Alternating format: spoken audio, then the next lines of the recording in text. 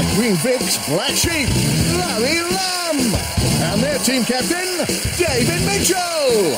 And facing them tonight, good at sums, Carol Vorderman.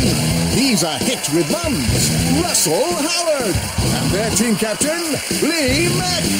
And your host, Rob Brydon. Good evening and welcome to Would I Lie to You, the show that demands each of our panellists lie through their teeth. Now, 1 in 3 adults have lied about reading highbrow literature to appear well-read. But I mean, when you've read as much Dickens as I have, you realise that's typical of what muggles do.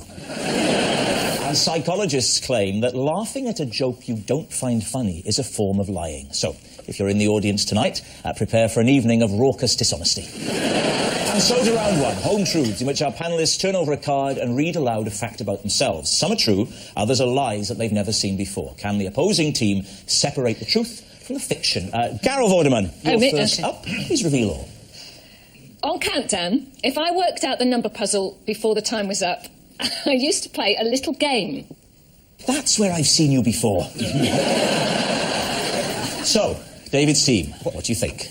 What little game? Well, on the numbers puzzle, you know, you used to do the press the target and the number, and then the target. And then there's a time limit. And then there'd be 30. You had 30 seconds to do something. Yeah. Well, most of the time, I'd get the answer before the clock started. So I had 30 seconds before the clock started. So you must have despised the contestants, sitting there working away for the whole 30 seconds like morons. What I used to do, I used to get my pen that I would write on the board with. And I used to go round all the props boys, and I used to make them tap the end of my pen, and how many could tap the end of my pen in 30 seconds was the game. So how many props guys Yeah. were required in the production of Countdown? Well, Joe's been on Countdown a lot, so you know how we have someone like Harry or Vince or Stan who do the water pouring. Carol. And then we had. Oh, yeah, Tap my pen! We're probably sat there. Wouldn't that be lovely? Did you ever vary the game at all? Was it always the same game? Sometimes. Here we go. Sometimes I managed to get to the front row of the audience as well. Occasionally, Oh, of the come audience. on. Those people can't move. Eh? Did you actually think this game? It's gone. I'll get to next time. Was this not distracting to the poor contestants who are trying to do some maths out of shot? Slightly out of shot, yes. I feel sorry for this new girl that's doing the numbers, because all the props guy must be going, oh, you'll have great fun on this show. They would have said to her on the first day, are we going to play Touch the Pen? And got fired for sexual harassment. We always play Touch the Pen with Carol. Well, I'm sorry. I'm just not like that. David, what are you and your teammates thinking? Does it strike you as plausible? I think Larry? it's flannel myself. Flannel. That's a great word. You've been on EastEnders too long, Larry. Oh, I don't know. I mean, I missed a lot of that because as soon as Carol started describing the game, I had a sort of mental absence. I've done Dictionary Corner quite a lot. And But you couldn't see me from Dictionary Corner, could you? No, I couldn't. Well, what I doubt is whether you would be allowed, when the contestants are trying to work out the maths, to run around the studio getting men to touch your marker pen. Yes, well, so we think it's a lie, I think. I think we do. Okay. Yeah. What a surprise. Yeah. OK, Carol, is it truth or is it a lie? It is true. Now then. Oh. And do you know what? It actually is lots of fun. So, you seriously did this? It was a ritual, and after about 15 years, it gets funny, really, when, you know... Wow, That's what we're hoping with this show. And do you know, when I was being really cheeky, I'd take the top off, and then they all got dirty fingers. I think you just like to behave outside of society's rules, don't you? I wouldn't be surprised to find out you're an enthusiastic dogger. So, Larry, your turn to confess all. I used to run a market stall Yeah. that only sold hats for dogs. Please, team, this shouldn't take long. Flannel! What year was this? It was in 19... There we go. 19... Long to go. Larry, we're supposed to go. Here we go. Look, you don't do it by yourself. No, it was in the 1960s. The 1960s? Yeah. And this was your own business? I was a lad. I was still at school. You were still at school, and you thought, I'm going to hit up the booming dog hat market. I was pretty enterprising lad, I tell you. Can you give me some... In Harlow. What was your top seller? Harlow. The top seller was a plaid one, funnly enough. Yeah. Yeah. I was going to ask about sizes, because Sizes. obviously the sizes of dogs... There were only 3 sizes. What were they? They were, well, small, medium and large. It's a complex system, Carol. My key question is, how did a dog keep the hat on? You put it over its ears. So you crushed its ears? No, you don't crush it. No, well, I mean, this was the 60s. You didn't worry about those things anyway. But... People talk about the 60s ago. In the 60s, it was wild, crazy. I've never heard anyone. It was crazy. We used to crush dogs' ears and we'd think of monkeys. Honestly, crazy time. Did you make the hats yourself, or did you buy them from somebody else and then sell them on? They were being made in China. They were being made in China. So you had links with China, despite the fact you were at school. You're chasing this life. Was it just dogs' hats? Yeah, the main item then in the 60s, for some strange reason, in Harlow... Only in Harlow? The moment has now come within the game where you guess whether it's the truth or a lie. All the evidence seems to suggest... It's a great big fat porky. Yes. That'd be a good name for one of his hats. So you're saying it's a lie? It's got to be a lie. Lie. It's a lie. OK, Larry, is it the truth or is it a lie? It's a lie. It's a lie. Larry did not run a market stall that only sold hats for dogs. He was far too busy running a kiosk selling cummerbunds to kittens. Russell, your turn to convince us. Right. I used to put my underpants on my head to cure my acne. Sounds reasonable enough. David.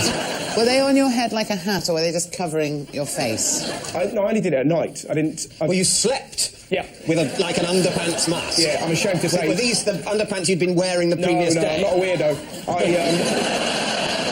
I had a system, a tragic... I was 12, and I really, I was into Nirvana and stuff like that. I didn't want to cut my hair, greasy hair, so I thought, hang on, I can't ask Mum for like a hairnet, so I'll just whack some pants on like that, nice and tight, and then I'll sleep, and I'll wake up and it'll be fine. If the pants were tight around your head, they must have been pretty tight when you wore them as pants. That's just what I was thinking. I think that's a bit of a clue. My waist is wider than my cranium. If you can't see, Daddy, he's all small and withered. You're saying he tapers to a point? Yeah, And what made you stop? What happened, I went to the doctors because one of my nipples suddenly went like that and didn't make that noise. And I went there and I was worried I was becoming a woman or something like that. And my mum chose this moment to go, yeah, and he puts pants on his head at night. And I was suddenly going, we weren't going to chat about that. And the doctor said, in no way will that get rid of your acne. So I stopped doing it. You had acne at 12? Yeah. 12? Acne, and you started to get breasts. Yeah.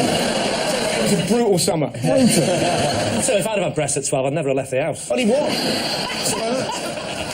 So, David's team. Well, I think it's plausible, because I've worn pants on my head as well. Have you? Yeah. In what context did you wear pants on your head? Well, I think possibly when I was, like, looking for something to tie my hair back with. Actually, Joe, what's that in your hair at the moment? Is that... Obviously, if I had pants on my head at the moment, they'd be the size of a marquee lid.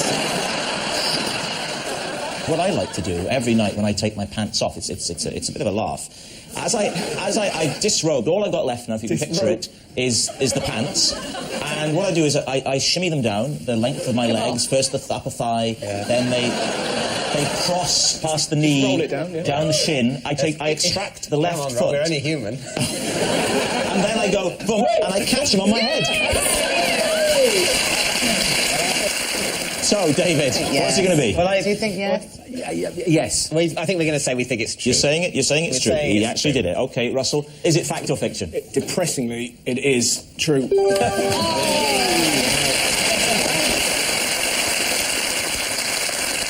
Our next round is called The Ring of Truth. I'll read out some celebrity facts, and all our team need to do is decide whether they're truth or tosh. Take a look at this fascinating clip of rock and roll star Liam Gallagher. People were scared to talk about what it actually is that makes a rock star. An example of this is Liam Gallagher, who at various points looked quite androgynous. What does that mean? That you have a feminine quality about you as well. I have a what? feminine quality of that. What does that mean? Well, you're not just some, you know... I'm a bird. No, I'm not saying you're a bird. What does that mean? Well, it's like you're not, you know, some 15-stone hog. What? You have that kind of androgynous. It's a kind of you've got a bit of feminine in your masculinity. Have I? Explain. How does that mean? It's your looks. I'm a pretty boy, yeah. Yeah, I'm pretty good looking. I take care of my hair. A bit obsessed with my hair. You've got to have a decent haircut if you're the front man of a band, you know what I mean? Liam Gallagher there, talking a lot of sense. He is talking. I think that makes complete sense. I mean, that's the clincher. You've got to have a bit of a poncy haircut if you're going to be the front man of a pop band. Even I know. But that's not. It wasn't Even I know if I wanted to be the front man of a pop band, this would not do. Robert, might I ask you, with your #1 hit single earlier in the year, did you do anything special with your hair? I just try and hang on to it, basically. Eating a hasty retreat. Thank you for mentioning the single, Carol. Bless you, bless you. Doesn't alter the fact that countdown is over. Here is the related fact for Lee's team. Liam Gallagher once ordered a trampoline from hotel room service, claiming, "I like to bounce." Do you believe it, Lee's team? Trampoline? Ooh. I love the idea that it's true. Now, I think trampoline is a good thing, because bed bouncing is a good thing to do, is it not? Yes, yes. Jumping up and down. I'd say it was morally... I think it's morally neutral, yes. I'd say, bouncing up and down. It's not like recycling is a good thing to do. It's fine if you want to bounce, but don't feel guilty if you're not. Let me give you some facts here. He was staying at the Malmaison, quite a sort of posh hotel in Edinburgh. The problem with hotels like Malmaison hotels that think they're cool, because they'll try and have got him a trampoline, rather than going, "What are you talking about?" This is a hotel. Do you want to order something on room service? Do you want an ironing board? Do you want any of the normal things? Of course you may not have a trampoline.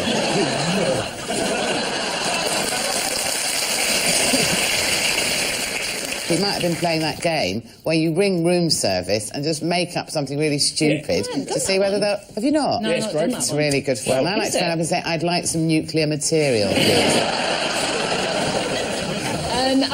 I think it's absolutely the truth. You I think don't. It's true. I do. I think it's true, and I think it's really... Oh, yeah. How can that be the truth? Because he's clearly off his box. I both think that is true. What do you think? My team think it is true, so I think it's true. All right, OK. I can tell you that, in fact, it's true. Liam Gallagher did once order a trampoline from hotel room service, claiming, "I like to bounce." Other things Liam has done in a hotel room include trashing a telly, smashing some doors and breaking a window. He really is very poor at trampolining. Which means at the end of that round, David has 3 points and Lee also has 3 points.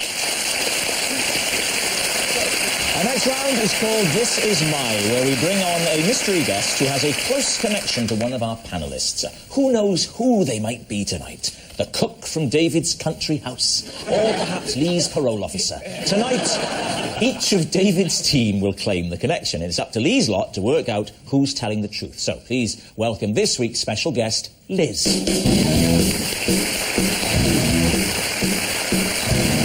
Welcome, Liz. So, start with you, Joe. What is Liz to you? Well, this is Liz, and when she was a baby, I accidentally dropped her in a pond. There will be time. There will be time. Larry, would you tell us what Liz is to you? This is Liz, who taught me basic bar skills before I went to work in the Queen Vic.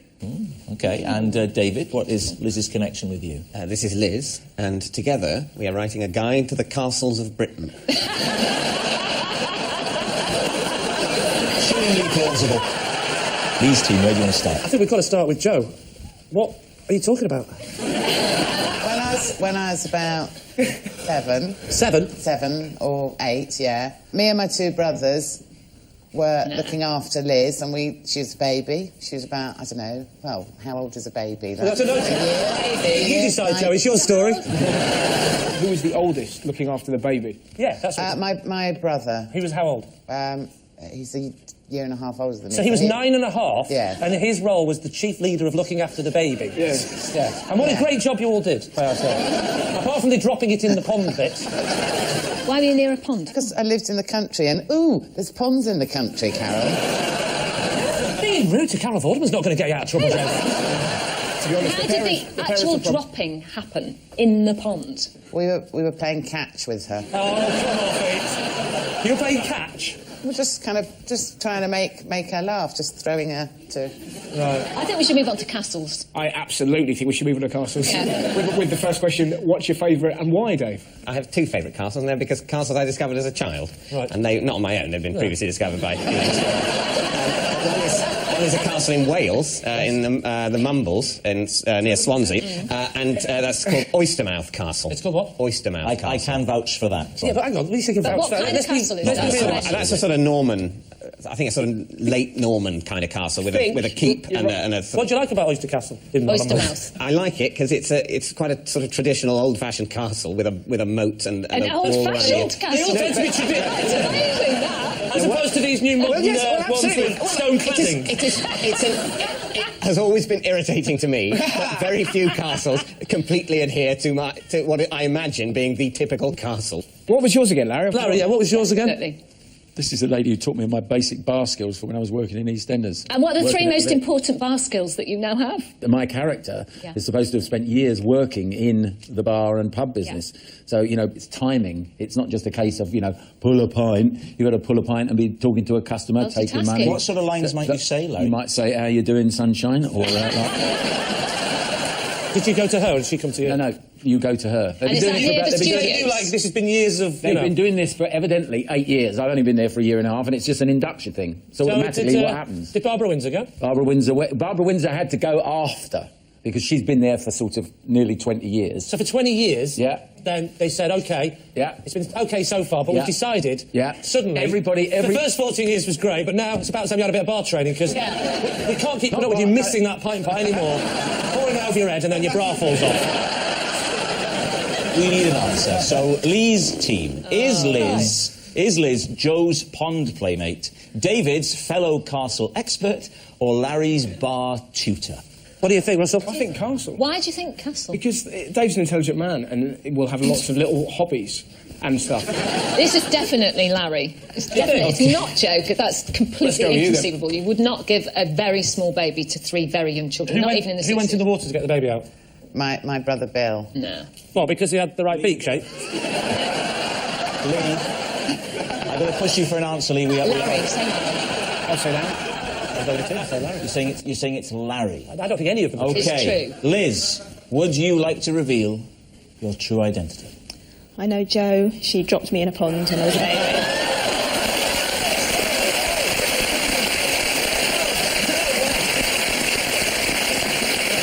Yes. We've actually got a photo of the two of you together. The fear in her face. Liz, congratulations. I don't know why I'm congratulating you for being thrown into a pond. And thank you so much for coming. Liz. Yes, it's actually true. Liz was dropped in a pond as a baby, and it was Joe who accidentally dropped her. And then accidentally skipped away laughing. She also accidentally strapped her to a breeze block and tied her up in a sack full of kittens. But that's Joe, ever so clumsy. Which brings us to our final round, quickfire live. Lee's team are currently behind, so they need to do better here. And we start with... David. Possession. Ah, well, you have to reach under your desk and lift out your box. Okay. Yeah? This is a letter rejecting me from a job at McDonald's. Lee, what do you reckon? Could you read it out to us, please, David? Reference CM1156-P. Dear David, thank you for your recent application to work at the Abingdon branch. Unfortunately, at this time, your application has not been successful. Thank you for your interest in our company. Yours sincerely, Martin Danks. And when was it dated, please? It's dated the 19th of July, 1990. And you will have been... I will have been... Mortified. Yes. I never really bounced back from that. I would have been just 16. Does that add up, Carol? He's 52. Cut, yes. I don't want to bring back unhappy memories for you, but what did you feel you could have brought to the company?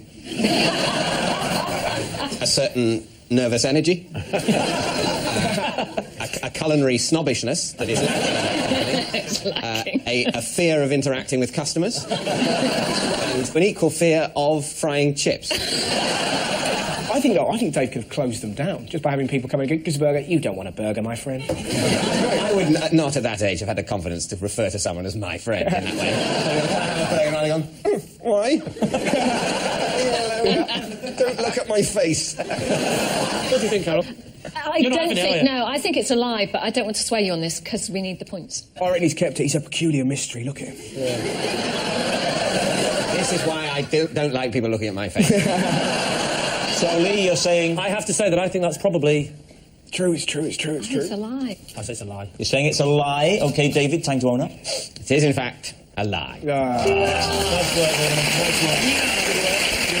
It's a lie. Because David has never even been to McDonald's, although he was... Of course I've been to McDonald's. The best thing that the next joke is he went to visit Lee. Can I please be allowed to read the auto-cue joke? Okay. David has never even been, although he was once mildly tempted to pop in and sample their short-lived McPheasant zinger. Excellent. Good work. Now characterising you as... the joke computer. Next, Lee. I once picked up a hitchhiker and scared him so much he cried. David, do you believe him? Where were you driving? I was going from, I think it was from around Norwich area, somewhere there. Around Norwich to... Presume somewhere between Norwich and Yarmouth. How did you scare him? What happened was we were driving along. He got in the car and he said... the first thing You he were said... driving along and you got in the car. Well, that's already dangerous. He was sort of running to keep up. Yeah. It was an ice cream van. I sort of grabbed him by the hair and pulled him in. Yeah. That's how I used to get them. And my car used to have problems because it was a problem car. And I pulled over, right? I pulled over and I went round the back because I used to have to hit the engine to get it going again. And it all went wrong and we pulled over. So I said, I'm just getting in the back because I need to get a hammer to give it a whack. And as I went back, I said, I thought it'd be funny to say, don't worry, I'm not going to kill you. So I went round the back of the van and got a hammer out, went back to the front, and as I was walking past to the front of the car with the engine lifts, I looked at him like that, and I just saw him go like that, and he just wiped a small tear from his eye, because I think he genuinely thought, I'm going to kill him, and he was a bit worried. Maybe you cried. That's a very odd response to immediate mortal danger. to just slightly well up. I call that a more end of the It's a Wonderful Life reaction. Look here, I am to die, it appears. Rather than, get out of the car, run! But just notice a slight welling up. Ah, well, all things come to an end. David, what do you reckon, then? I think the stuff about having a dodgy car that he has to hit in a certain way with a hammer to get it going, I think that side of it... Well, let's just leave it at that, then. That's the bit of it that doesn't ring true to me. Flannel. Larry, what do you say? I mean, you've got a good flannel detector. Would you? I think it is. I think it's flannel. I think it might be slightly true, but I'm going to go... I'm not convinced it's true, so I'm going to go with the team, and we'll say it's a lie. Not going to rock the boat. No. OK. Lee Mack. I say that it is indeed the truth. It's true. Lee did once pick up a hitchhiker and scared him so much that he cried. Even Lee now admits it probably wasn't a good idea to shut him in the boot with the other hitchhikers. And that is the noise that signals the end of the round and the end of the show. And I can reveal it's a draw with 5 points on Lee's team and 5 points for David's team. But it's not just a team game. My individual liar of the week is Joe Brand. I have to say, I had my suspicions about Jo the second I saw her park in a disabled bay and limp into the studio.